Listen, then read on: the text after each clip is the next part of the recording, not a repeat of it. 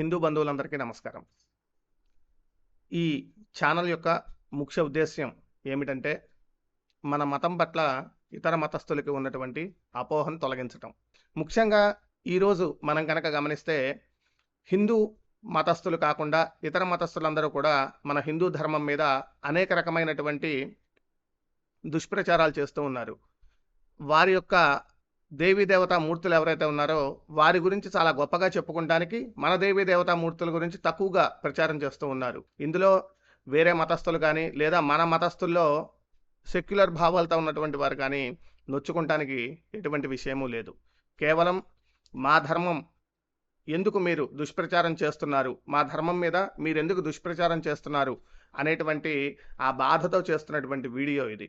కనుక సోదరులందరూ కూడా ఈ వీడియోని సమూలంగా చూసి మీరైనటువంటి అమూల్యమైన కామెంట్లు కింద కామెంట్ బాక్స్లో కనుక పెడితే మాలో మా ఛానల్లో ఏదైనా లోపాలు ఉంటే మేము సరిదిద్దుకుంటాం. అలానే ఎక్కడా కూడా దయచేసి మన మతం గురించి గొప్పగా చెప్తే చెప్పారు, తప్పులేదు. కానీ వేరే ఏ మతస్థుల గురించి కూడా తప్పుగా ద్వంద్వార్థాలతో లేదా అసభ్యమైనటువంటి పదజాలాలతో దయచేసి ఎవరు కూడా కామెంట్లు పెట్టకండి. ఈ వీడియో ఒక సోదరీమణి హిందూ ధర్మంలోనే పుట్టి అందులోనే పెరిగి క్రైస్తవ మతాన్ని ఎంచుకొని ఆవిడ యొక్క విశ్వాసాన్ని ఆవిడ నమ్మేటువంటి ఆ క్రైస్తవ మత దేవుడి మీద చూపించుకుంటూ ఉంది. సో దీంట్లో నాకు ఎటువంటి అభ్యంతరం లేదు. కాకపోతే ఆ మతంలోకి వెళ్ళిన తర్వాత మన దేవీ దేవతా మూర్తుల గురించి ఎటువంటి దుష్ప్రచారం చేస్తోంది, ఆవిడ చెప్పేటువంటి మాటలు ఎందుకని ప్రామాణికంగా లేవు, అవి ఏ విధంగా తప్పు అని ఖండన చేస్తూ మాత్రమే ఈ వీడియోని ప్రారంభం చేస్తూ ఉన్నాను. మీదనే ఉంది అని అనుకోడు. చాలా అబద్ధం చెప్పిన 4 సంవత్సరాలు అస్సలు తెలియదు మా ఆయనకి. అసలు ఏ భగవంతుడైనా ఇన్ని అబద్ధాలు చెప్తే వాళ్ళని క్షమిస్తాడా? నువ్వు దేవాలయానికే వెళ్ళు చివరికి. అయినా కూడా ఇన్ని అబద్ధాలు చెప్పి 4 సంవత్సరాలు ఇంతమందిని మోసం చేస్తూ కుటుంబాన్ని చేస్తే ఏ దేవుడైనా క్షమిస్తాడా మనల్ని? అంటే 4 సంవత్సరాలు నువ్వు ఏ పూజ చేస్తున్నావో ఇంట్లో వాళ్ళకి తెలియకుండా మోసం చేయాల్సిన అవసరం నీకు ఏమిటి? ఇప్పుడు నీకు దర్శనం ఇచ్చినటువంటి నీ పరమాత్ముడు ఎవడైతే ఉన్నాడో నీ కుటుంబ సభ్యులకు కూడా ఒకసారి కనిపించి చెప్తే అయిపోయేది కదా. వాళ్ళు కూడా వినేసేవాళ్ళు. హాయిగా నువ్వు చక్కగా ఈ నరకం అనుభవించకుండా ప్రశాంతంగా ఉండేదానివి. ఇప్పుడు ఇక్కడ సుఖంగా ఉన్నటువంటి ప్రాణాన్ని తీసుకుని వెళ్ళి బాధలకు గురి చేసుకున్నటువంటిది నువ్వే. దానిని మన దేవీ దేవతలకు ఆపాదించడం ఎంతవరకు సబబు? అది ఇక్కడ నా ప్రశ్న. సరే, తర్వాత వీడియో చూద్దాం. సో అప్పుడు బట్టబయలైంది ఆ విషయం. అయితే నేను అప్పుడు అన్న అక్కకి, అక్క ఏం కాదు అని చెప్పేసి అందరూ సేవకులు వచ్చి ప్రార్థన చేస్తుంటే అప్పుడు కూడా మా ఆయన దూషించేటోడు. బ్రదర్ ఎందుకు వస్తారు ఆ సేవకులు, అసలు యేసు ప్రభు దేవుడు గాడు, పక్క దేవుడు, ఇంగ్లీష్లో దేవుడు అని ఈ రకంగా మా ఆయన మాట్లాడి తిట్టేవాడు. వాళ్ళని కూడా వాళ్ళు ఈయన ఉన్నాడా లేడా తెలుసుకొని మరీ వస్తుండే బ్రదర్. తెలుసా ఎంత భయపడుతుండే అంటే, అమ్మో సామి ఉంటే మేము రాము, ప్రార్థన చేయడానికి మేము రాము అని అంటుండే బ్రదర్. ఇది జరిగినాక సొంతంగా నేను మళ్ళీ బ్యూటీ పార్లర్ పెట్టుకున్నా బ్రదర్. అంటే అంతకితం పనికి వెళ్ళేవారు, ఇప్పుడు సొంతంగా మీరు పెట్టారు. అంటే బ్యూటీ పార్లర్ మీరు ఓన్ అన్ని చేస్తారండి? అన్ని చేస్తాను బ్రదర్, అన్ని నేను చేస్తాను బ్యూటీ పార్లర్ లో. సొంతంగా నేను బ్యూటీ పార్లర్ పెట్టుకున్నా. నేను సొంతంగా బ్యూటీ పార్లర్ పెట్టుకున్నాక ఆ ఓపెనింగ్ రోజు ఉంటుంది కదా బ్రదర్, ఓపెనింగ్ రోజు వేరే సేవకులని పిలిచిన నేను వేరే సేవకులు పిలిచినాక అప్పుడు ఓపెనింగ్ అప్పుడు పిలిస్తే మా ఆయన సుత్త పట్టుకుండు, ఈ అద్దాలని పగలగొడతా, ప్రార్థన చేపియొద్దు ఈడ అంటే. అంత భయంకరంగా ఉండే మా ఆయన, అస్సలకి యేసు ప్రభుకి ఆపోజిట్ గా ఉండే. కాదండి, ఇప్పుడు అంత భయంకరంగా ఉన్నాడు మా ఆయన అని చెప్తున్నారు. ఇప్పుడు భయంకరంగా ఉన్నది ఎవరు? మీరా మీ ఆయన? ఆయన నాకు వద్దు ముర్రో అని చెప్తున్నాడు. 4 సంవత్సరాల నుంచి ఆయన మోసం చేసింది ఎవరు? మీరే కదా. ఈ 4 సంవత్సరాలు ఆయన చెప్పినట్టే విని నయానో భయానో ఇట్లా కాదయ్యా బాబు ఇట్లా వెళ్దామని ఏదన్నా చెప్పి ఆయన్ని ఒప్పించి ఇందులోకి తీసుకురావాల్సింది పోయి ఆయన్ని మోసం చేసి 4 సంవత్సరాలు చేసింది ఎవరు? మీరే. ఈయనేమో హిందూ ధర్మాన్ని పాటించేటువంటి వ్యక్తి. ఈయన్ని పెట్టుకుని వాళ్ళని పిలిస్తే మరి సుత్తితో అద్దాలు పగల కొడతాను, తలకాయ పగల కొడతాను అనకుండా ఏమంటాడు? తప్పే కదా అది. కనుక ఇందులో కూడా ఈవిడిదే తప్పు, ఇందులో ఏం మాట్లాడటానికి లేదు.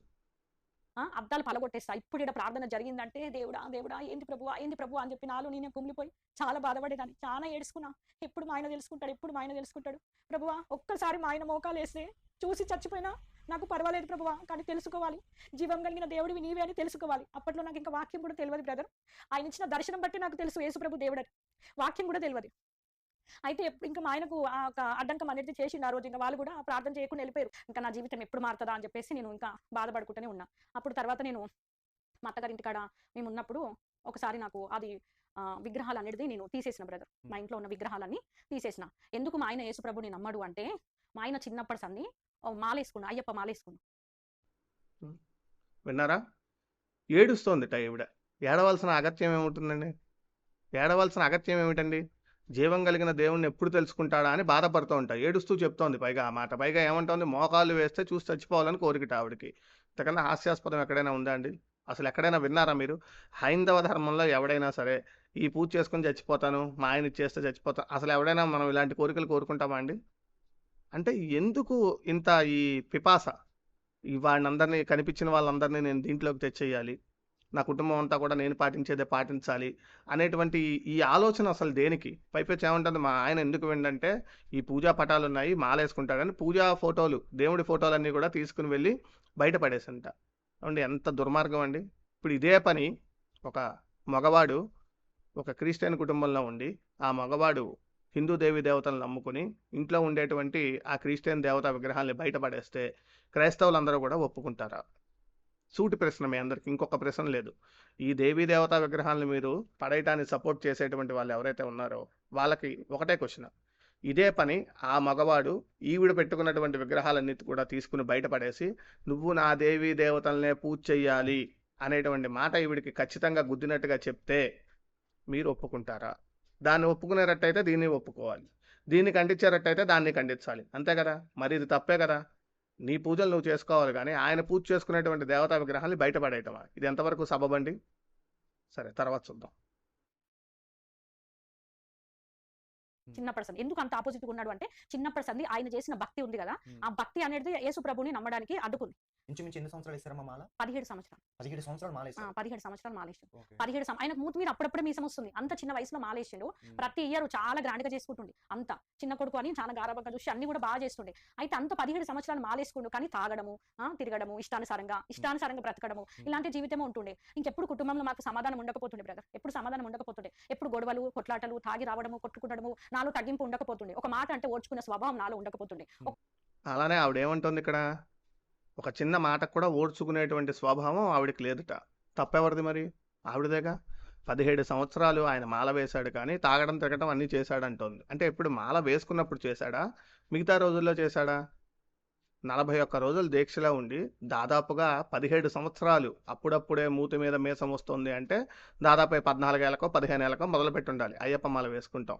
అంటే కరెక్ట్‌గా మనసు అభివృద్ధి చెంది, ఇది తప్పు, ఇది ఒప్పు అని తెలుసుకునేటువంటి సందర్భంలో మాల వేసుకున్నటువంటి వాడు పొరపాటున కూడా అటువంటి తాగుడు, తిరుగుళ్ళు పనులు చెయ్యడు. ఒకవేళ అతనికి ఆ మద్యపానం అలవాటైతే అవ్వచ్చుగాక. అది ఎప్పుడయ్యుంటుంది? ఇదిగో ఈ 4 సంవత్సరాల్లో ఈవిడిట్లాగా నా భర్తకి తెలియకుండా నేను చర్చికెళ్తున్నానని చెప్పింది కదా! ఆయనకి తెలిసే ఉంటుంది ఈ విషయం. ఆయన అది బయటికి చెప్పుకోలేక, ఈవిడనేమీ అనలేక, ఈవిడ మీద ప్రేమతో ఏం చేయాలో తెలియక అప్పుడు ఈ మద్యపానం అలవాటు చేసుకొని ఉంటాడు. ఇంతవరకు మనం ఒప్పుకోవచ్చు కదండీ! సబబుగానే ఉందిగా, నేను చెప్పింది లాజికల్‌గానే ఉందిగా. ఇది విషయం. కనుక ఇప్పుడు ఇది చెడిపోవటానికి కారణం ఎవరు? ఈవిడేగా. అంటే ఈవిడ్ని ఎవరైతే చెప్పిందో ఆ దారిన పోయే దానమ్మ ఎవరో ఉంది కదా!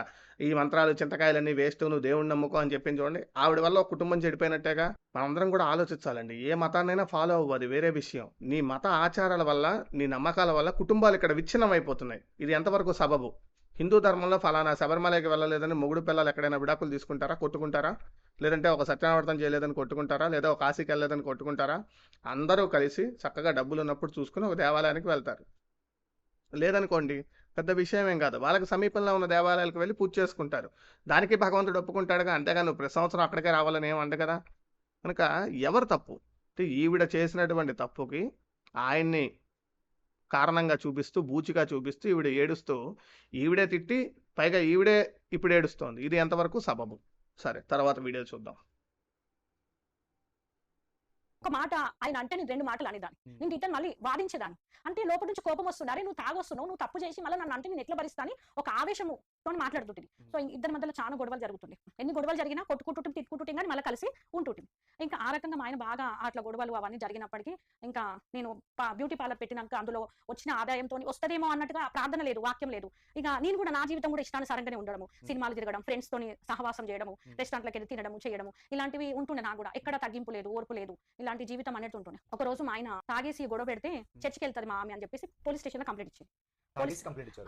లేదు ఇప్పుడు మేమిద్దరం కొట్లాడుకుంటే నేను వెళ్ళిన పోలీస్ స్టేషన్ మా ఆయన మస్తు టార్చర్ చేస్తుండంటే అక్కడికి వచ్చినాక అవును సార్, మా భార్య చర్చికి వెళ్తుంది, మేము తెలుగు వాళ్ళము, నేను మాలేస్తా సార్, మేము నరసింహస్వామిని మా ఇంటి దేవుడు, మేము వెళ్ళాం చర్చికి, మా ఇంట వంట లేదు, మేము వెళ్ళం, నా భార్య వెళ్తే నేను విడాకులు ఇస్తాను, నాకు వద్దు అన్న.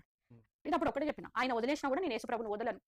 ఆయన జీవం కలిగిన దేవుడు, ఆయన సమాధి ఇప్పటికీ తెరవబడి ఉన్నది, ఆయన మాత్రమే దేవుడు అని చెప్పేసి నేను చూడండి, ఆ భర్త పాపం ఏడ్చి ఏడ్చి ఏడ్చి ఏడ్చి మద్యపానం చేసి చేసి చేసి చేసి చివరికి ఏం చేసినా ఈవిడ మారట్లేదు అనేటువంటి బాధతో పోలీస్ స్టేషన్‌కెళ్ళి చెప్పుకున్నట్ట. ఇదిగోండి నేను ఇలా మాలేస్తానండి. 17 సంవత్సరాల నుంచి మాల వేసుకుంటాను. నేను హిందూ భక్తుడిని. ఇదిగో మా ఇంట్లో ఎవరు వెళ్లరు. మా కుటుంబం ఇలాంటిది. ఈవిడ వెళ్తోంది అని చెప్తుంటే, ఈవిడ వదిలేస్తే భర్తనన్నా వదిలేస్తాను కానీ, నేను నమ్ముకున్న జీవం కలిగిన దేవుడిని నేను వదలను. ఆయన సమాధి ఇప్పటికీ తెరవబడే ఉందట. సమాధి తెరవబడటం అంటే ఏంటో నాకు తెలీదు. కనుక దీని మీద నేను కామెంట్ చేయనసలు. అసలు జీవం కలిగిన దేవుడనేటువంటి ఆ శబ్దానికి అర్థం ఏంటో కూడా నాకు తెలీదండి. ఇన్ని సంవత్సరాల నుంచి వీళ్ళ నోట్లోంచి ఈ పదం వింటూ ఉన్నా కదా! జీవము అంటే ఏమనుకుంటున్నారు వీళ్ళసలు? జీవము, జీవి అనే శబ్దానికి అర్థం మనుష్యుడు అని అర్థం. అంటే జీవం ఉన్నటువంటి వాడు మనుషుడు. భగవంతుడికి జీవం ఉండాల్సినటువంటి అవసరం లేదండి. తెలుసో తెలీదో వీళ్ళకి. వీళ్ళు పైగా ప్రారంభంలో కూడా ఒక మాట చెప్తూ ఉంటారు. దేవాది దేవుడైనటువంటి ఫలానా దేవుడికి స్తోత్రం అంటూ ఉంటారు. దేవాది దేవుడు అంటే ఎవరు? ఇప్పుడు నీ లెక్క ప్రకారం నువ్వే చెప్తున్నావు ఒకటే దేవుడని. ఇక దేవాది దేవుడు అంటే ఏమిటసలు? అంటే పదాలు బాగున్నాయని వాడటం తప్పితే దేవాది దేవుడు అంటే ఏమిటండి అసలు? దేవాది దేవుడు అంటే దేవతలందరిలో కూడా పెద్ద దేవుడు అని అర్థం. మిగతా వాళ్ళు దేవతలే కాదు, మా దేవుడే దేవుడని వీళ్ళే చెప్తున్నారు. అంటే నిజమైన దేవుడు ఒక్కడే అని చెప్తున్నారు. మళ్ళీ దేవాది దేవుడు ఏమిటి? దేవతలందరిలో గొప్ప దేవుడు మా దేవుడే అని అంటే ప్రారంభంలో ఒక మాట, మధ్యలో ఒక మాట, జీవం కలిగిన దేవుడు, సత్యం కలిగిన దేవుడు అని ఏదో చెప్పుకుంటూ వస్తున్నారు. అసలు ఏమిటండి దీని అర్థం ఏమిటండి? జీవం కలగటం అంటే ఏమిటండి? ఇవన్నీ కూడా అనవసరమైనటువంటి శబ్దాలు అక్కడ. వీళ్ళకి తెలియక వాడటమే. దీని పదానికి అర్థం తెలిస్తే ఎవడో వాడడు. జీవం కలిగిన దేవుడు, జ్ఞానం కలిగిన దేవుడు ఇవన్నీ ఉన్నవాడిని దేవుడు అంటారండి. మనకంటే మనందరికీ జీవాన్ని ఇవ్వగలిగిన వాడు. మార్కండేయుడికి జీవాన్ని ఇచ్చాడు. శవంగా మారిపోవాల్సినటువంటి మార్కండేయుడిని చిరంజీవిగా చేశాడు పరమేశ్వరుడు. అంటే జీవాన్ని ఆయనే ఇవ్వగలడు అందరికీ. అంటే ఆయనలో జీవం ఉండాల్సిన పని లేదు. ఆయనే సృష్టికర్త కదా! ఆయన దేన్నంటే దాన్ని సృష్టిస్తాడు, సంహరిస్తాడు. ఆయనలో కలిపేసుకుంటాడు. ఇక జీవం ప్రత్యేకంగా ఇవ్వాల్సిన పనే ఉంది. ఇప్పుడు ఒక మొక్క ఒక గింజ పడేసాం, అందులో కూడా జీవం ఉంది. గింజ పడేస్తే మొలకొస్తోంది, వృక్షం అవుతోంది కదా! జీవం అన్నిట్లో ఉంది. జీవం ఉన్నవాడిని భగవంతుడు అంటారనేటువంటి ఆ మూర్ఖపు ఆలోచన వీళ్ళకి ఎలా వచ్చిందో ఎవరు చెప్పారో మరి. లేదంటే ఆ ఇంగ్లీష్ నుంచి తెలుగు ట్రాన్స్లేట్‌లో ఆ పదాలు ఏమన్నా వాడితే బాగున్నాయని వాడుకుంటున్నారేమో. చూడండి ఆ మాట పట్టుకుని భర్తని హింసించటం. పోలీస్ స్టేషన్‌లో కూడా చెప్తూ ఉంటా. ఆయన్ని తెలుసుకున్నా నేను, ఆయన్నే పట్టుకుంటాను, భర్తను వదిలేస్తాడని. ఏవండీ ఏ హిందూ స్వామీజీ అయినా, ఏ పురోహితుడైనా, ఏ పీఠాధిపతి అయినా, ఎవడైనా, ఏ వేద పండితుడైనా సరే, ఎవరైనా సరే ఇన్ని సంవత్సరాల్లో నీ భర్తని వదిలేయి. ఇంకో ఈ ఫలానా మంత్రం జపం చేసుకో, లేదా ఫలానా గుడికెళ్ళు, ఫలానా అమ్మవారికి పూజ చేసుకో అని చెప్పడం మీరు విన్నారా? ఎవరైనా సరే. వినం. ఎవరం చెప్పం. నేను కూడా పురోహిత వృత్తిలోనే ఉన్నాను. నేను కూడా పురోహిత వృత్తిలోనే ఉన్నాను. నేను కూడా కొన్ని సంవత్సరాలు వేద విద్యార్థులకి పాఠం చెప్పాను. ఎక్కడా మనం ఎప్పుడూ ఏమీ చెప్పం. మాతృదేవోభవ, పితృదేవోభవ, ఆచార్య దేవోభవ, అతిథి దేవోభవ. తల్లి మాట విను, తండ్రి మాట విను. అలానే వివాహం అయిన తర్వాత సంకల్పం చెప్పేటప్పుడు ధర్మపత్ని సమేతస్య అని సంకల్పం చెప్తాడు పురుషుడు. నా భార్యతో కూడా కలిసి కూర్చుని నేను ఈ పూజ చేసుకుంటున్నాను అని చెప్తున్నాడు. అంతేగాని నా భార్య విందండి, ఆవిడ వేరే మతం పుచ్చుకుంది అని చెప్పట్లా, వదిలేయట్లా. మనం ఎక్కడ విడిపోమని చెప్పట్లేదు, కలిసి ఉండమని చెప్తున్నాం. అంతేగాని విడగొట్టేటువంటి మాటలు ఇవన్నీ ఎక్కడవండి? అసలు ఇది నిజంగా ఆ మతానికి సంబంధించినటువంటి మాటలను కూడా నేను అనుకోవట్లేదు. ఆ ప్రచారకులు ఎవరైతే ఉన్నారో వాళ్ళు ఆ మత వారి అనునయుల్ని పెంచుకుంటానికి చేసేటువంటి ప్రయత్నంగానే కనిపిస్తోంది నాకు ఇందులో కూడా. కనుక నేను ఇప్పటికీ చెప్తున్నాను, తప్పు ఈవిడిది, మతాన్ని అనట్లేదు నేను. ఆ ప్రబోధకులు ఎవరైతే ఉన్నారో వాళ్ళది తప్పు. వాళ్ళు చెప్పాలి, అమ్మ పో నీ భర్తతో కలిసి ఉండి నీ పిల్లలు ఏమైపోతారు, చక్కగా కలిసి ఉండండి. ఏ బాధ కాకపోతే రేపైనా నీ భర్త నిన్ను కలిసి చూసుకుంటాడు, ఆయన మారతాడు, నీకు నమ్మిన దేవుణ్ణి నీకు నచ్చిన దేవుణ్ణి ఆయనే పూజిస్తాడు అని చెప్పేదో ఆవిడని ఒప్పించి నచ్చజెప్పి పంపించాలి. కానీ నీ భర్త ఆయన వెంట వినాలి, లేకపోతే లేదు నువ్వు వచ్చేయి అని చెప్పడం ఎంతవరకు సబబు? ఇది నా ప్రశ్న. సరే, తర్వాత వీడియో చూద్దాం. ఇప్పటికి నేను నమ్మి నేను ఆయనతో ఒక పోలీస్ సార్తో కూడా అన్నా, భార్య భర్త నమ్మిందే నమ్మాలని అలాంటి ఏ రాజ్యాంగం నన్ను ఉన్నదా సార్ అసలుకి అంటే, అలా ఎందుకు ఉంటుందమ్మా అంటే, మరి అంతే కదా నేనైతే విడిచిపెట్టాను అన్నాడు. మా ఆయన ప్రతి సండే ఇంటికి నేను చర్చికి వెళ్ళే టైంలో వస్తుండే బ్రదర్, వచ్చి మటన్ తెచ్చి చికెన్ తెచ్చిస్తుండే, ఇది వంట చేసి పెట్టి నువ్వు బయటికి వెళ్ళంటుండే. బాబోయ్, నరకం అంటే నరకం చూసాను. ఏదో రకంగా ఆపేయాలి, చర్చికి వెళ్ళకుంటే ఏదో రకంగా ఆపేయాలి. ఎంత సుడిగుండం లెక్కలో ఉంటుండే నా జీవితం అంటే చెప్పుకోవడానికి ఒక అమ్మ నాన్న అనేది కూడా ఎవరు కూడా లేరు కదా, ఎవరు కూడా లేరు చెప్పుకోవడానికి. ఇంకా మేమేమో ఇద్దరం, నేను మా ఆయన మా పిల్లలు అంతే. ఇక ఇంట్లో పెద్ద మనుషులు కూడా ఎవరు లేరు, ఏం జరుగుతుంది కుటుంబంలో అని చూడడానికి కూడా. ఇంకా ఆ ప్రెస్టేషన్లో నేను ఏం చేస్తుంటే ఒక టిక్టాక్ వీడియోలు చేయడం స్టార్ట్ చేసిన. అన్ని మంచిగా చేస్తుంటే స్టేటస్లో పెట్టుకుంటుంటే, డాన్సులు చేసి కూడా చేస్తుంటే నేను స్టేటస్లో పెట్టేసుకుంటుంటే. ఇక అసలు విషయానికి వచ్చిన థంబ్నెయిల్లో ఏదైతే పెట్టిందో దానికి వచ్చింది. థంబ్నెయిల్ కూడా ఏమిటి? టిక్ టాక్ స్టార్ నిజదేవుడిని గురించి తెలుసుకున్నటువంటి వృత్తాంతం అని ఏదో పెట్టారు వాళ్ళు. సో ఇప్పుడు ఆవిడ చెప్పేటువంటిది ఏమిటయ్యా అంటే, రాజ్యాంగంలో రాసుందా భర్త ఎవరినైతే నమ్మాలో భార్య కూడా వాళ్ళనే నమ్మాలా అని రాజ్యాంగంలో రాసుందా అని పోలీసులను అడిగితే వాళ్ళు అవసరం లేదని చెప్పారట. అవునండి, భార్య భర్త ఇద్దరం ఏకతాటి మీద ఉంటాము, ధర్మేచ అర్థేచ కామేచ మోక్షేచ అని చెప్పి నాతి చరామి అనే ఆ భర్త ప్రతిజ్ఞ చేశాడు. ఈవిడ్ని పెళ్లి చేసుకున్నాడు. ఈవిడ కూడా భర్త అడుగుజాడల్లోనే నడుస్తాను అని చెప్పి నమ్ముకుని ఆయన్ని కూడా ప్రేమించి ఆ భర్తను ప్రేమించి వివాహం చేసుకుని ఉంటుంది ఖచ్చితంగా. ఇంకా దానికి రాజ్యాంగంలో పనే ఉంది. అంటే ఇప్పుడు భర్త భార్యకి తెలియకుండా డబ్బులు ఖర్చు పెడుతున్నాడు అనుకోండి, వాడు వచ్చి ఇది రాజ్యాంగంలో ఉందా అండి అలా తెలియకుండా ఖర్చు పెట్టకూడదని అంటే దానికి ఏం సమాధానం చెప్తాం? ప్రతిదీ రాజ్యాంగంలో చట్టంలో ఉండాల్సినటువంటి అవసరం లేదండి. అందుకే మనం ధర్మం గురించి మాట్లాడే కారణం ఇక్కడ ఇదే. ధర్మం ఏం చెప్పిందో అది ఫాలో అవ్వాలి మనం. అంతేగాని మనం ఇప్పుడు మన వాళ్ళు ఏదైనా మాట్లాడామనుకోండి, మీ ధర్మంలో ఇలా లేదా, మీ ధర్మంలో ఇలా లేదా అనేదో అనవసరం మాటలు మాట్లాడుతూ ఉంటారు. ఇక్కడ నేను మాట్లాడేదానికి వారు చెప్పినటువంటి విషయాన్ని ఖండన చేస్తూ మాట్లాడుతున్నాను. దీని గురించి ఏదైనా సబ్జెక్ట్ ఉంటే మీరు కామెంట్లో చెప్పచ్చు, దానికి నేను సమాధానం కూడా ఇస్తాను మీకు. ఇప్పుడు ఆవిడ ఏమంటోంది, ఆయన ఆదివారం నాడు ఏదో తెచ్చి మాంసాహారం తెచ్చి వండమన్నట్టు. ఏమండి, ఎవడైనా మొగుడు ఈ 5 రోజులు ఎక్కడైనా ఏ కుటుంబంలో అయినా ఆ భర్త ఆదివారం నాడు ఇది తెచ్చి ఇవ్వడం సహజమే కదా. ఎందుకు తెచ్చిస్తాడు? తన భార్యతో పిల్లలతో కూడా కలిసి కూర్చొని తినాలని ప్రతివాడికి కోరిక ఉంటుంది. సోమవారం నుంచి శనివారం వరకు వాడి వృత్తి ఉద్యోగ వ్యాపారాల్లో వాడు బిజీగా ఉండి ఆ పని చేయలేడు కాబట్టి సరదాగా ఆదివారం నాడు అందరం కూర్చొని తిందామని ప్రతివాడికి కోరిక ఉంటుంది. ఇందులో తప్పే ఉంది? నరకం అంటే నరకం చూసా అంటుంది ఆవిడ. అంటే నీకు తెచ్చిచ్చి వండి పెట్టామా అందరం తిందామంటే అది నరకమా? ఇది కూడా హాస్యాస్పదమే కదండి. పైగా ఇంకోటి ఏముంటుంది ఆవిడ,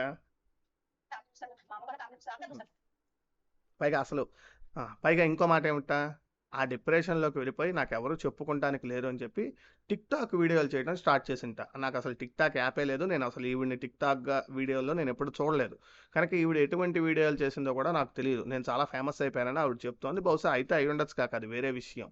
అంటే ఇంట్లో నీకు బాధ ఉంటే అది చూపించుకుంటానికి టిక్ టాక్ ద్వారా వెళ్ళావా? ఇదొక మార్గమా?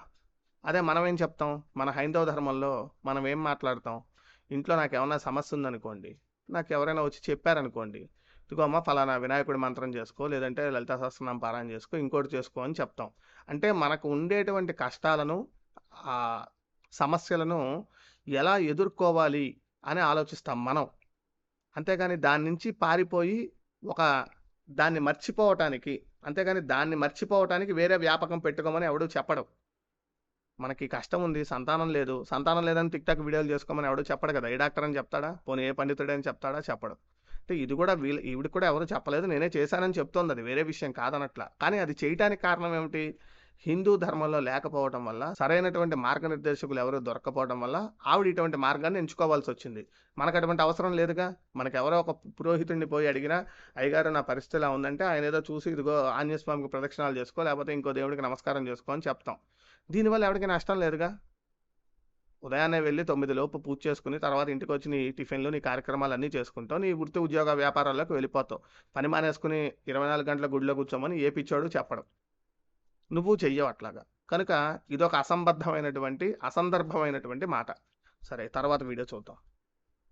స్టేటస్ అంటే ఇప్పుడు అత్తగారి ఫ్యామిలీ చూస్తారు, మా అమ్మ వాళ్ళ ఫ్యామిలీ చూస్తారు, అందరు చూస్తారు కదా. నన్ను చూసి ఎవరేమనుకుంటారు అనేది ఉండకపోతుంది. కొంతమంది బాగుంది మంచి చేసినామని కామెంట్స్ పెడితే ఒక 2-3 పెట్టిన కామెంట్స్ చూసి నేను మురిసిపోవడము. ఆ ఒక స్టేటస్ లో నాకు ఆ టిక్ టాక్ లో అందరూ ఏమంటారు కింద కామెంట్స్ రాయడం, చాలా బాగా చేస్తున్నాను ఎంకరేజ్మెంట్ లైక్ కూడా రావడము. చాలా వీడియోలు చేసిన టిక్ టాక్ వీడియో, అవి బాగా చూసుకుంటూ ఎప్పుడెప్పుడు వస్తుందా నాకు లైక్లు ఎంతమంది కొడతారా అన్నట్టుగా బాగా వాటి మీద ఎక్సైట్మెంట్ ఉంటుండే బ్రదర్ నాకు. ఇంకా పార్లర్లో, నాకు బ్యూటీ పార్లర్లో అందరికి మేకప్లు చేయడము, మంచిగా అందరిని మంచిగా అలంకరణ చేయడము, నన్ను నేను చూసుకొని మురుసుకునడము, ఎంత మంచిగా అనిపిస్తున్నా, ఎంత బాగుంటది అని చెప్పేసి.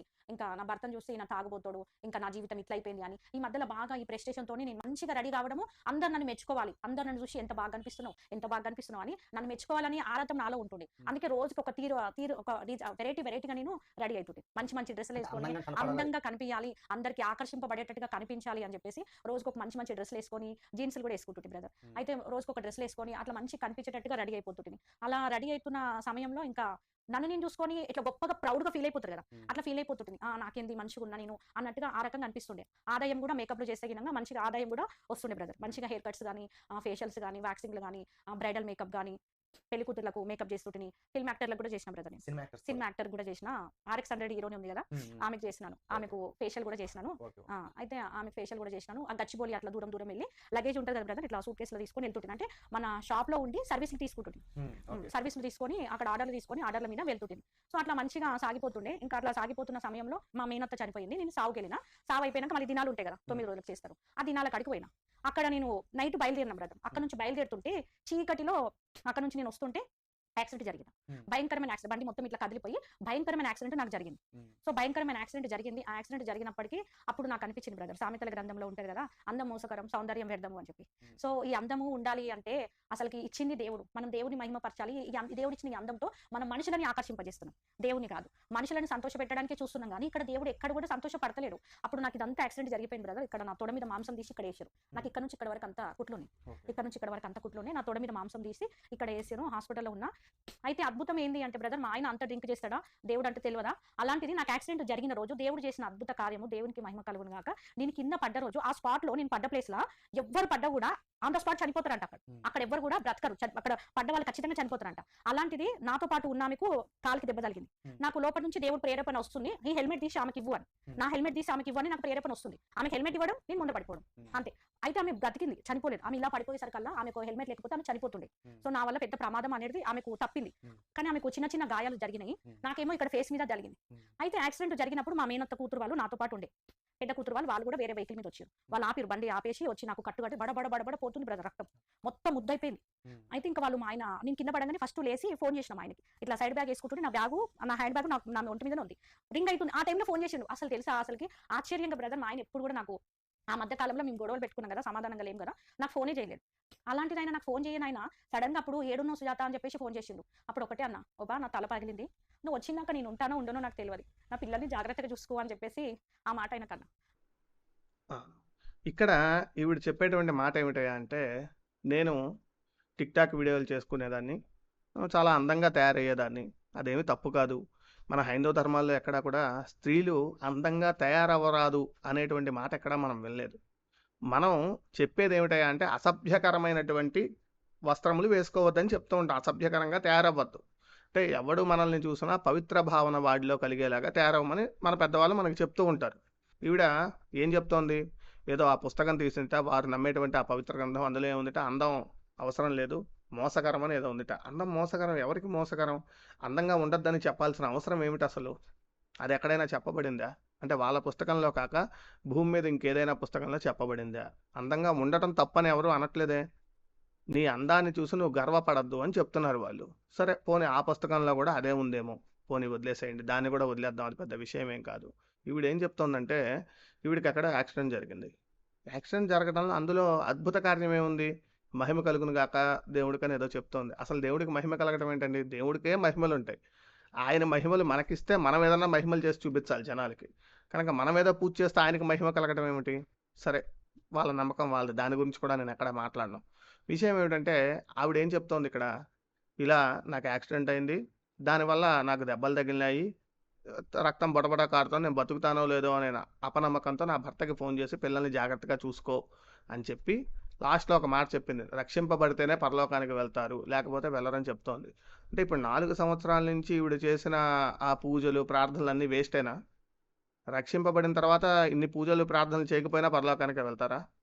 ఈ అదే అండి నేను అసలు ఈ వీడియో పెడతానికి కారణం కూడా ఇలాంటి హాస్యాస్పదమైనటువంటి ఒకదానికి ఒకదానికి విరోధబద్ధమైనటువంటి మాటలు. ఈ మాటకి సంబంధం ఉండదు, తర్కానికి నిలవవు ఈ మాటలు. 4 సంవత్సరాలు నువ్వు చేసుకున్న ప్రార్థనల వల్ల నువ్వు పరలోకానికి వెళ్ళవా? నువ్వు నమ్మే దేవుణ్ణి చేరుకోలేవా? లేదు, ఇప్పుడు ఆ రక్షణ తీసుకుంటేనే చేరుకుంటావా? మరి అలాంటప్పుడు 4 సంవత్సరాల నుంచి నువ్వు నీ భర్తను ఎందుకు బాధ పెట్టడం? 4 సంవత్సరాలు వేచి చూచి అక్కడ అవేమీ చేయకుండా ఇక్కడ ఉండేటువంటి దేవీ దేవతలనే చేసుకుంటూ నీ భర్తకి నచ్చజెప్పుకుని ఉండుంటే నీ కుటుంబం ప్రశాంతంగా ఉండేది కదా, నువ్వు ఈ నరకం చూడాల్సిన అవసరం లేదు కదా. అంటే ఎంత అసందర్భంగా ఉన్నాయో చూడండి ఈ మాటలన్నీ కూడా. సరే, తర్వాత వీడియో చూద్దాం. ఆ మాట అన్నాక నాకు ఒకటి గుర్తుకొచ్చింది. ఏం గుర్తుకొచ్చింది అంటే, రక్షింపబడ్డ వాళ్ళే పరలోక రాజ్యానికి చేరుతారు కదా. అయ్యో ప్రభువా, నేను రక్షణ పొందుకోలేదు, నేను లోకానుసారంగా ఉన్నా, నేను మనుషుల మీద ధ్యాస పెట్టిన కానీ నీ మీద ధ్యాస పెట్టలేదు తండ్రి. మళ్ళీ నీ వాక్యం నాకు తెలియదు, నీ కోసం నేను ఎక్కువ తెలుసుకోలేదు. నువ్వు నన్ను దర్శించినవు, నీ దర్శనాన్ని నేను పక్కన పెట్టినా, నేను పట్టించుకోలేను కదా ప్రభువా. ఇప్పుడు నేను చచ్చిపోతే నేను డైరెక్ట్గా నరకానికి పోతా కదా ప్రభువా, నీ దగ్గరికి రాలేను. అయ్యో ఏసయ్యా, నేను చావకూడదు ఈ టైంలో. నేను రక్షణ తీసుకున్నాక తర్వాత చచ్చిపోవాలి ప్రభువా. ఎందుకంటే నాకు బలంగా గుర్తుంది కదా దేవుడు యేసు ప్రభు అని, నాకు తెలుసు కదా ఆ దర్శనాన్ని బట్టి. సో నేను అట్లా మనసులో బాగా తలుచుకొని బాధపడ్డా. నా పిల్లలు గుర్తొచ్చారు బ్రదర్. ఇప్పుడు యాక్సిడెంట్ జరిగినప్పుడు మొదటిగా కడుపులో పుట్టిన పిల్లలు గుర్తొచ్చారు. నా పిల్లలు ఏమైపోతారో నాకు ఈ యాక్సిడెంట్ జరిగినాక అని చెప్పేసి నేను చచ్చిపోతానేమని ఒక్క క్షణము చాలా భయపడిపోయిన బ్రదర్ నేను. ఇంకా అప్పుడు మా ఆయన ఇక్కడ ఆరంగల్ నుంచి షాద్నగర్కి దాదాపు 35-40 మినిట్స్లో వచ్చింది బ్రదర్. ఆయన అంత స్పీడ్గా ఫుల్ మందు తాగి ఉంటాడు కదా ఇప్పుడు. మళ్ళీ ఆ రోజు మంచిగా ఉన్నాడు, తాగకుండా ఉన్నాడు. దేవుడి కృప అన్ని కూడా ఒక దురాత్మను కూడా కంట్రోల్ చేసేది ప్రభు అయిన యేసుక్రీస్తుకి సాధ్యం కదా. అయితే మా ఆయనకు ఒక దురాత్మ అనేది దేవుడు ఆ టైంలో కంట్రోల్ చేసాడు. అక్కడికి వచ్చి నన్ను గవర్నమెంట్ హాస్పిటల్ తీసుకెళ్ళి బ్రదర్ వాళ్ళు. షాద్నగర్లో పడ్డాను. షాద్నగర్లో గవర్నమెంట్ హాస్పిటల్ తీసుకెళ్ళి అక్కడ అంతా మొత్తం ఇట్లా కట్టు కట్టేసి ఏం కనిపిస్తుంది, ఇక్కడ నుంచి ఇక్కడ కట్టు కట్టేసాను. మా ఆయన వచ్చి వెహికల్ మీద నన్ను ఇంటికి తీసుకొని వచ్చిండు. నన్ను వెహికల్ మీద తీసుకొని వచ్చిండు. మళ్ళీ కేర్ హాస్పిటల్లో 5 రోజులు ఉండి నాకు ట్రీట్మెంట్ చేపించి ప్లాస్టిక్ సర్జరీ విధంగా చేపించింది బ్రదర్. 5 రోజులు అక్కడ హాస్పిటల్లో ఒక పూట మందు తాగకుండా ఉన్నాడు బ్రదర్. అస్సలకి ఎప్పుడు తాగకుండా ఉండనోడు ఆ 5 రోజులు కూడా అస్సలు ఒక పూట కూడా ఆయన మందు అనేది తాగనే లేదు. అలా ఎలా ఉండగలిగిండు అంటే నేను దేవుళ్ళలోకి వచ్చినాక నాకు అర్థమైపోయింది ఆ హివిల్ పవర్ ని కూడా దేవుడు కంట్రోల్ చేయగలుగుతాడు అని. దేవునికి మహిమ. అయితే నాకు ఒక సాక్ష్యం అనేది నేను దేవుళ్ళలోకి వచ్చినాక తెలిసింది. సో మా జీవితం అనేది దేవుడు అనేక మలుపులు తిప్పిండు బ్రదర్. అట్లా నాకు అక్కడ నుంచి నాకు టర్నింగ్ స్టార్ట్ అయింది. అక్కడ నుంచి అంతకుముందు ఎట్లున్నా లోకానుసారంగానే ఉన్నా. అంతకుముందు ఎంతో అందంగా రెడీ అయిపోయి మంచిగా ఆకర్షింపబడాలి, ప్రజలందరూ నన్ను మెచ్చుకోవాలి, అందరు మెచ్చుకోవాలి, చుట్టాలు మెచ్చుకోవాలి, బయట వాళ్ళు మెచ్చుకోవాలి, ఆ ప్రేక్షకులు మెచ్చుకోవాలి, టిక్ టాక్ లో ఉన్న వాళ్ళు మెచ్చుకోవాలి, అందరు నన్ను మెచ్చుకోవాలి. కానీ లోపల నాకేముంటుండే, అందరు చూసి సంతోషంగా ఉన్నాను, నన్ను చూసి సంతోషంగా ఉన్నాను వాళ్ళు అనుకుంటుండే. నేను వాళ్ళకి వీడియోలు చేసి వాళ్ళని నవ్విస్తుంది, కానీ నా లోపల ఎంత బాధ ఉంటుండే అంటే చెప్పుకోవాలంటే అమ్మ నాన్న లేరు కుటుంబంలో. మా ఆయన చూస్తేనేమో మందు తాగి ఎప్పుడు టార్చర్ చేసుకుంటూ ఆయన ఏం చేస్తున్నాడు ఆయనకే తెలియదు. ఎందుకంటే ఆయన ఒక భయంకరమైన దురాత్మ ఉంది. ఇప్పుడు ఆయన ఒంటి మీద ఆయనకు సోయి ఉంటేనే కదా ఎదుటల కోసం ఆలోచన చేస్తారు ఎవరన్నా కానీ కదా. అయితే ఆయన ఒంటి మీద సోహి లేదు, ఏడబెడతాడు తాగి పడిపోతుండే. దురాత్మ భయంకరమైన శోధనలు అనేది మా జీవితంలో మేము చూసినాం. అటువంటి శోధనలకించి దేవుడు ఎంతో గొప్పగానో విడుదల కలగజేసిండు. ఆ అందం మీద మోసుకొని నేను అన్ని ఏమంటారు అందం మీదనే ఎక్కువ కాన్సన్ట్రేషన్ ఎక్కువ నేను అదే పెడుతుంటే ఎప్పుడు ఏడ్చుకుంటే లోపల ఏడుస్తుంటుంది. కానీ చూసే వాళ్ళందరికీ మాత్రం అమ్మ సుజాత ఎంత బాగా వీడియోలు చేస్తుంది, అమ్మ సుజాత ఏ కష్టం లేనట్టుంది, చాలా హ్యాపీగా ఉన్నట్టుంది అని. బ్యూటీ పార్లర్ మంచిగా డబ్బు వచ్చేస్తుంది, చాలా హ్యాపీగా ఉన్నట్టుంది సుజాత అని చూసే వాళ్ళందరూ అనుకుంటుంది. కానీ లోపల మనసులో మనశ్శాంతి లేదు కదా బ్రదర్. అయితే ఎంత నేను లోపల నుంచి ఎంత ఏడుస్తుంటే రాత్రి పూట పడుకున్నప్పుడు రేపు ఏం జరుగుతుందో ఏ క్షణం అంటే ఇప్పుడు మద్యం తాగితే ఉద్యోగం పోతుంది కదా బ్రదర్, జాబ్ తీసేస్తారు కదా, మా ఆయన గవర్నమెంట్ జాబ్ తీసేస్తారు కదా. అయితే అయ్యో మద్యం తాగితే ఏడ మా ఆయన జాబ్ పోతుందో, మేము ఏడ రోడ్ పాలు అవుతాము, అయ్యో నేను ఎవరింటికోవాలి, నా 2 పిల్లల్ని తీసుకొని అని చెప్పేసి లోపల ఆ బాధ. నైట్ పడుకుంటే చాలా లేట్ అయిపోతుంది, నిద్ర లేని రాత్రులు ఎన్నో రోజులు గడిపిన నేను. ఆ ఒక జీవితం నరకం అంటే నరకం, సుడిగుండం లెక్కల జల్లడ పడితే ఎట్లుంటది ఆ రకంగా అయిపోయింది మా జీవితం అయితే. అసలు మనశ్శాంతి లేదు, పిల్లలు కూడా విసిగిపోతుండే. అమ్మ ఏంది ఇంట్లో ఎప్పుడు గొడవలని. ఇప్పుడు నేనున్న ఇంటి ఓనర్ కూడా ఈ గొడవలు పెడుతున్నందుకు ఇల్లు కాల్ చేయని కూడా చెప్పిండు బ్రదర్. ఆయన కూడా ఇంటి ఓనర్ కూడా కాల్ చేయమని చెప్పిండు. అయితే నేను అప్పుడు ఒక మాట అన్న నేను కాల్ చేయను, కానీ మా ఆయన మీద మెయింటెనెన్స్ కేసు వేస్తాను, నేను మా ఆయనను పంపించేస్తాను, నేను ఉంటా ఇంట్లో, నేను కాల్ చేయను, ఆయన కోసం నేను ఎందుకు కాల్ చేస్తాను. అయితే దానికి డబ్బులు కూడా 10,000 కట్టిన నేను. నేను ఆ ఒక మెయింటెనెన్స్ కి 25,000 అన్నాడు మొత్తము మెయింటెనెన్స్ కి. అయితే ఫస్ట్ 10,000 తీసుకోండి అన్న అని చెప్పేసి మా ఆయన మీద కేసు కూడా బుక్ చేయించిన బ్రదర్. ఆ కేసు బుక్ చేయించిన తర్వాతనే నాకు అలా యాక్సిడెంట్ జరిగింది. అప్పుడు నా మనసు మార్చుకున్నా, లేదు నేను తప్పు చేసినా, నా భర్త లేకపోతే నా భర్త ఏమైపోతుండే, నాకు యాక్సిడెంట్ జరిగినప్పుడు నన్ను ఎవరు పట్టించుకోలే, ఏ ఫ్రెండ్స్ అన్నారు ఆ ఫ్రెండ్స్ లేరు, ఎవరైతే అన్ని నేనున్నాను అని చెప్పేసి ఎవరైతే ధైర్యం చెప్తున్నానో అందరు ఇట్లా ఆ టైంలో చెయ్యి విడిచేసారు ఎవరు. ఇక్కడ ఈవిడ చెప్పేటువంటి విషయం ఏమిటయా అంటే ఈవిడ భర్త ఈవిడ తీసుకొచ్చి హైదరాబాద్ హాస్పిటల్లో పెట్టి 5 రోజుల పాటు మద్యపానం అనేటువంటి ఆలోచన కూడా లేకుండా ఈవిడ దగ్గరే ఉండి చూసుకున్నట్ట. ఏమంటే నేను ఇందాకనే చెప్పా, ఆ భర్త చాలా ఉత్తముడు, కేవలం ఈవిడ పెట్టేటువంటి చిత్రహింసలకే ఈ మద్యపానం అలవాటు చేసుకున్నాడు. అంతేకాదు అంత అలవాటు ఉన్న వ్యక్తి కూడా ఈవిడ ఇంత 4 సంవత్సరాల నుంచి మోసం చేస్తున్నప్పటికీ కూడా ఈవిడ మీద ప్రేమ వదులుకోలేక, ఆ ప్రేమను తగ్గించుకోలేక ఈవిని తీసుకుని 5 రోజులు హాస్పిటల్లో పెట్టుకుని ఎటువంటి అలవాట్లు, ఎటువంటి వ్యసనం గురించి ఆలోచించట్లేదని ఈవిడే చెప్తోంది. అంటే వ్యసనం అనేది ఎందుకయింది? ఈవిడ వల్ల కాదు. పైగా ఇక్కడ ఇందులో దేవుడు అద్భుతం చేశాడు, దురాత్మను వదిలిచ్చాడని చెప్తోంది. ఏమంటే మన కుటుంబ సభ్యులకి ఎవరికైనా ఏదన్నా అనారోగ్యం వచ్చి లేదా ఇలానే యాక్సిడెంట్ అయ్యి హాస్పిటల్లో పెడితే సమయం అయిపోయింది మద్యపానం చేస్తానని వెళ్తాడు ఎవడైనా? అందులో ఇలాంటి ప్రేమించే భర్త అసలైనా వెళ్తాడు? ఎప్పుడైనా వెళ్తాడా? అందులో ఇలాంటి ప్రేమించే భర్త ఆ పని చేస్తాడా? కనుక ఇందులో భగవంతుని గొప్పతనం ఏముంది? ఇది ఏ మతంలో అయినా సరే ఇది ఆ వ్యక్తి గొప్పతనం. ముందు మనం భగవంతుడి గొప్పతనం కంటే మన భర్త, భార్య లేదా మన కుటుంబ సభ్యుల విలువ తెలుసుకోవాలి. తెలుసుకోకపోతే ఇదిగో ఇటువంటి సాక్ష్యాలు వినాల్సి వస్తూ ఉంటుంది మనం. దాని తర్వాత నాకు చాలా అందం మీద ఆకర్షణ ఉంది అని. అందం మీద ఆకర్షణ ఉండటం ఏమిటండి అసలు నాకు అర్థం కావట్లేదు. ప్రతివాడు అందంగా కనిపించాలనే కోరుకుంటాడు. అంతేకాని ఎవడు పేడ మొహం వేసుకుని తిరగాలని అనుకోడు. చక్కగా అందంగా తయారై బయటికి వెళ్దాం అనుకుంటాడు. ఎవడైనా అంతే, ఇప్పుడు వీడియోలు తీసేటువంటి వాళ్ళు కానీ, నటులు కానీ, లేదా సాధారణంగా ఒక పెళ్లికో ఫంక్షన్‌కో వెళ్ళేటువంటి వాళ్ళు కానీ, ఎవడైనా చక్కగా మంచిగా కనిపిస్తాడు. ఇంట్లో వాడు ఏ జిడ్డు మొహంతో ఉన్నా బయటకు వచ్చి అందంగా కనిపించాలనుకుంటాడు. దానికి తోడు ఇంకో మాట ఏముంటుంది ఈవిడ, నేను లోపల ఎంతో బాధపడిపోతూ ఉన్నా కూడా చాలా అద్భుతంగా నేను యాక్టింగ్ చేస్తూ ఉండేదాన్ని అని చెప్తోంది. టిక్‌టాక్‌లో వీడియోలు చేసుకుంటూ ఉండేదాన్ని. అందరికీ ఏం తెలుస్తుందండి, ఏమంటే నటుడు అంటేనే అది. ఒక ఆర్టిస్ట్ అనేటువంటి వాడి మనస్సులో రకరకాలైనటువంటి ఎమోషన్స్ ఉండొచ్చు. ఇప్పుడు చాలా మంది ఏదో ఒక పెద్ద సమస్యతో అనారోగ్యంతో బాధపడుతూ కూడా కామెడీ పాత్రలో నటించిన నటుల్ని మనం చూస్తూ ఉంటాం. నటన అంటే అదే. వీడి మనస్సులో ఉన్నటువంటి భావం తెర మీద కనపడకూడదు. తెర మీద ఆ దర్శకుడికి ఏ భావం అయితే ఉందో ఆ భావాన్ని ఈ నటుడు ప్రదర్శించి మిగతా వాళ్ళకి చూపించాలి. టిక్‌టాక్‌లో వీళ్ళు చేసేది కూడా అదేగా. ఇందులో గొప్పతనం ఏముంది? అందులో దేవుడు చేయాల్సిందేముంది? పైగా రెండోదేమిటి, నా భర్త గవర్నమెంట్ జాబు, ఆ ఉద్యోగం ఎక్కడ పోతుందో అని బాధపడుతూ ఉన్నాను అని చెప్తూ ఏడుస్తోంది. అంటే గవర్నమెంట్ ఉద్యోగం ఉన్నటువంటి వ్యక్తిని అంత గొప్పగా నీకు ఆదివారం అన్నీ తెచ్చిచ్చి ఏ లోటు లేకుండా నిన్ను చూసుకునేటువంటి వ్యక్తిని నువ్వు బ్యూటీ పార్లర్ అంటూ నువ్వు కూడా సంపాదించుకుంటూ ఆర్థికంగా మంచిగా స్థిరపడినటువంటి కుటుంబంలో ఉన్నటువంటి నువ్వు భర్తను ఇబ్బంది పెట్టే కదా అతను నా తాగుడికి బానిసం చేసావు. నువ్వే చక్కగా ఉండుంటే అతను అసలు ఆ తాగుడికి బానిస ఎందుకు అయ్యేవాడు? దాని తర్వాత అందరూ నన్ను వదిలేశారు అంటోంది. వదిలేయటం అంటే ఏమిటంటే, ఏమంటే చక్కని కుటుంబం ఉంది, నీ భర్త ఉన్నాడు, నీకు అందరూ ఉన్నారు, ఇంకెవరు వదిలేస్తారు నిన్ను? ఇంకెవరు కావాలి అసలు? ఎవరొచ్చి చూడాలి? అందరూ వదిలేయటం అంటే ఏమిటి? ఎవడో లేకుండా అనాథలా ఉంటే వదిలేశాడు అనుకోవచ్చు. నీ భర్త ఉన్నాడు, అమ్మ అది కాదమ్మా ఇదని చెప్పాను, 4 సంవత్సరాలు నిన్ను భరించాడు. ఆయనకి ఇష్టం లేని పని చేస్తున్నప్పటికీ కూడా. ఇంకా వదిలేయటం ఏమిటండి అసలు? ఇది సానుభూతి కోసం ఏడుపు తప్పితే ఇందులో ఏమీ లేదు కదా విషయం. సరే, తర్వాత ఏముందో చూద్దాం. ఆ టైంలో చేయి విడిచేసారు, ఎవ్వరు లేరు. నిజంగా అంతం వరకు వచ్చేది ప్రభు అయిన యేసుక్రీస్తు అనే మాటను నిజం చేసిడు దేవుడు. మా ఆయన డ్రింక్ చేసుకుంటూ ఇంటికి వచ్చి గొడవ పడుతుండే కదా బ్రదర్. అలా గొడవ పడ్డప్పుడు ఫోన్లు మాట్లాడుతుంటే కూడా మా వారు జై శ్రీరామ్ అంటుండే. మాట్లాడుతుంటే కూడా జై శ్రీరామ్ అంటుండే, ఫ్రెండ్స్తో మాట్లాడుతుంటే. అదేంటి ఇట్లా అంటుండు అని చెప్పేసి మీరు మీ ఫ్రెండ్స్ తో మాట్లాడుతుంటే ఎగతాళిగా మాట్లాడేవారండి. ఆయన ఫ్రెండ్ ఫోన్ చేస్తే ఆ జై శ్రీరామ్ రా చెప్పరా అని చెప్పేసి మాట్లాడుతుండే. అంటే నార్మల్ గా ఫోన్ ఎత్తి హలో అనకపోతుండే, జై శ్రీరామ్ అంటుండే. ఇక్కడ చూడండి, ఈ యాంకర్ ఎలా రెచ్చగొడుతున్నాడో.